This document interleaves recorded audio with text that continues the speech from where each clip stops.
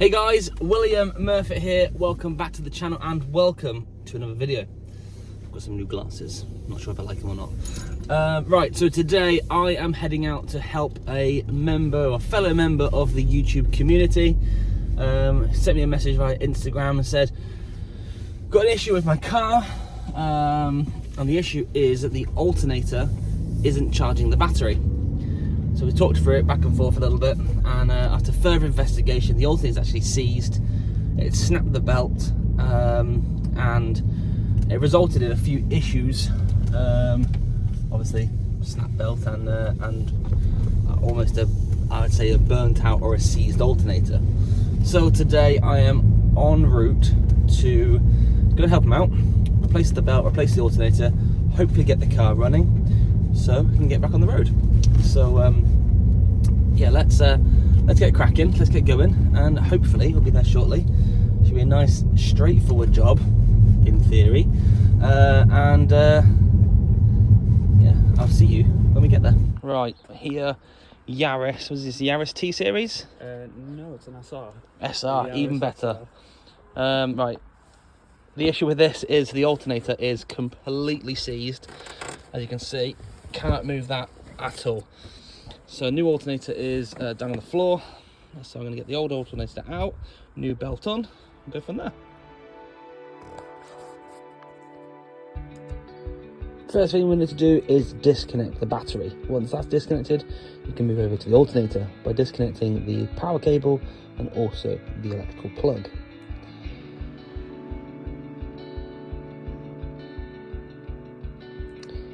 The mounting bracket on the alternator is two 12mm bolts, one into the block and one into the alternator, and at the bottom is a 14mm. Now, made a slight error here because I undone the 14mm with a ratchet.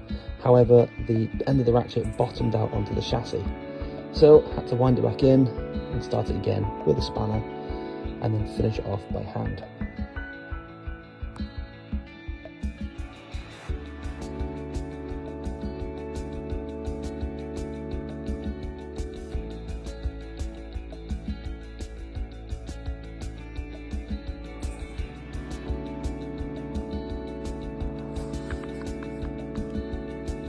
And it seemed like the world's longest bolt.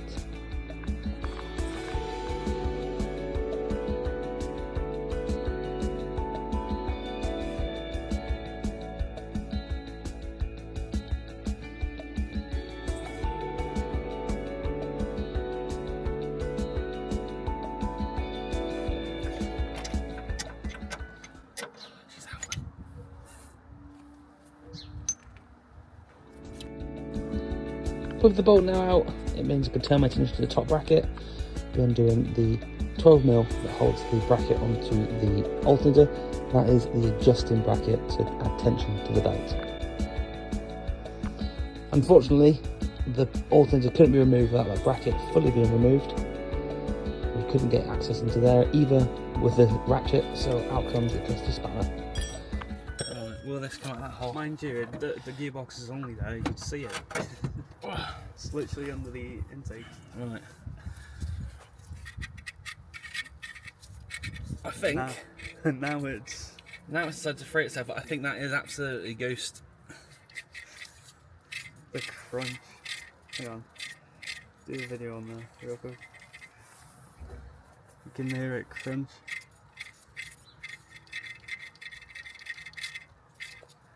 Just decided to free itself now after being seized. Out with the old, in with the new, I think.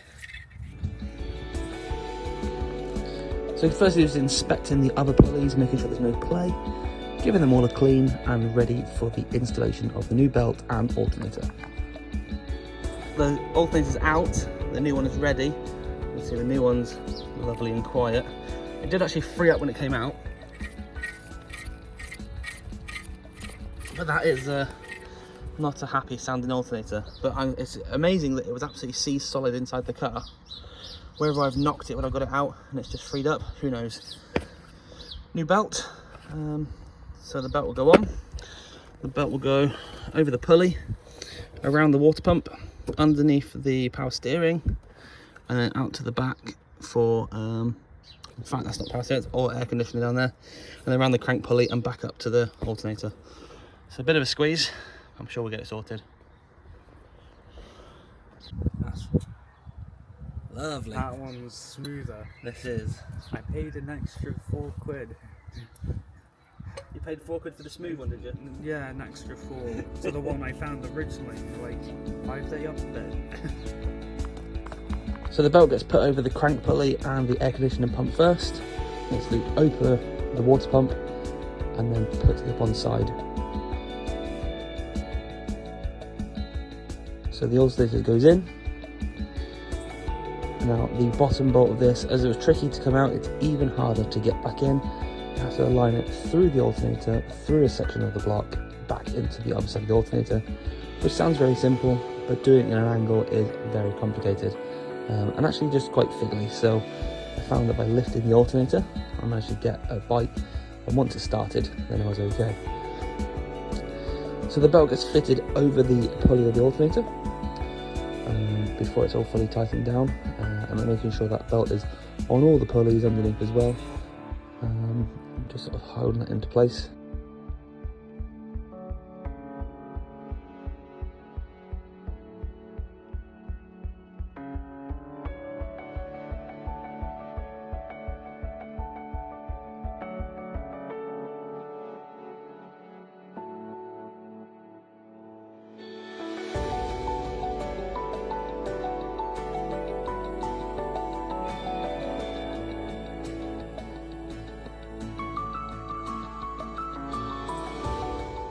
And what I've done here is I've put a spanner behind the alternator to act as a leverage to apply tension to the belt.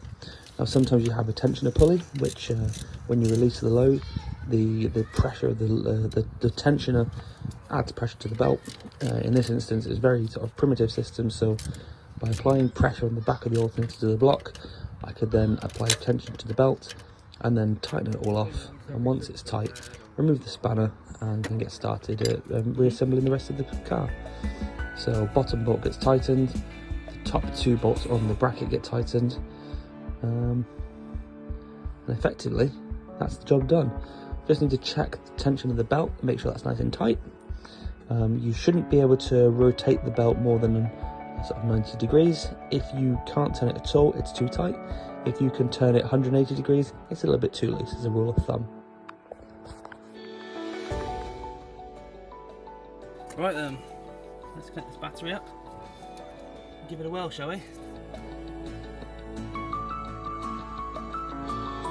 This is an aftermarket alternator, so it's a slightly different setup to the original. The only thing really physically different, other than this one working, was the battery cable had a slightly different terminal on it. So I had to rotate the battery terminal 90 degrees, or flip it over, and re-secure it that way. But it's nice and tight, and hopefully that's now going to resolve lots of the issues. We start it up and we shouldn't have any problems.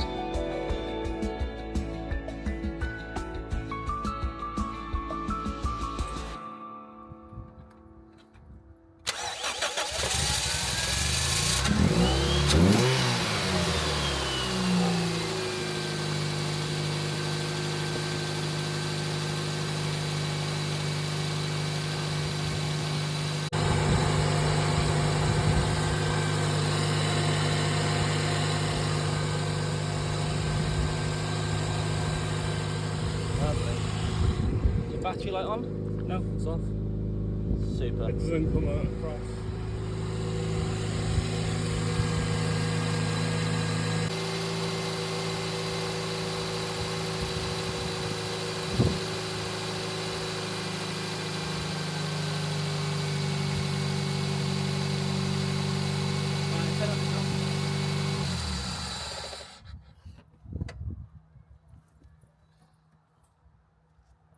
Right, although the car looks far worse now than it did before, it does run, it does charge, so my work here is complete.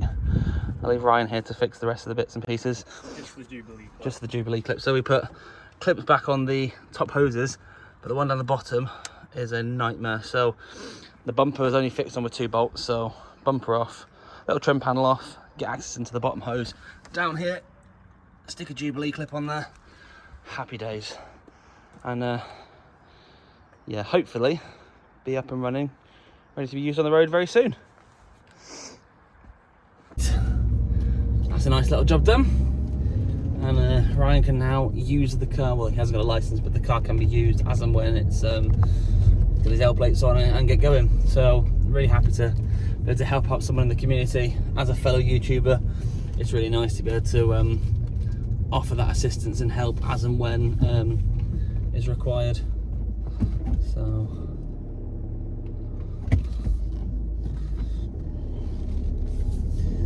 oh, nice. I'm pleased I've done that. Nice little job. Other than a bit fiddly with that bottom bolt, because you couldn't get a ratchet onto it because of the clearance between the alternator and the chassis, and then just starting it and the new one off. It was pretty good.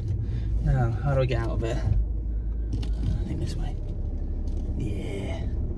Right, perfect. Well, thanks for watching. If you have enjoyed this video and other videos, please consider becoming a subscriber to the channel. Hit that thumbs up button, comment down below, and I look forward to seeing you in another video. Until then, take it easy.